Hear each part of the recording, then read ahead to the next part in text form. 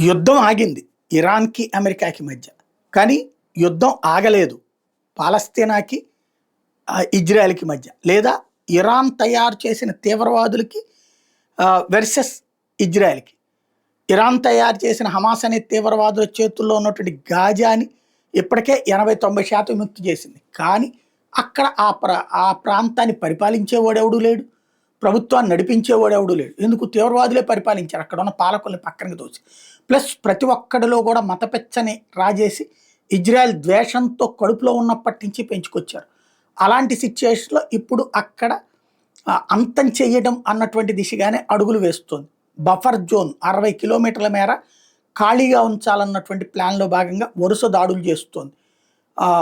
తాజాగా 18 మంది ప్రాణాలు కోల్పోయారు గాజాలో.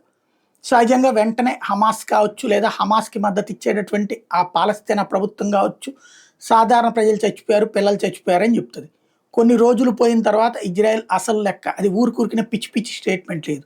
చాలా కన్స్ట్రక్టివ్‌గా అంతా చెక్ చేసుకున్నాక ఇస్తుంది. అక్కడ ఎవడో తీవ్రవాదులు 4-5 ఉంటారు. వాళ్ళ చుట్టూ ఈ మనుషుల్ని పెట్టుకుంటారు. వీళ్ళు ఉన్నారు కాబట్టి వాళ్ళని చంపకూడదు అన్నటువంటిది ప్లానింగ్.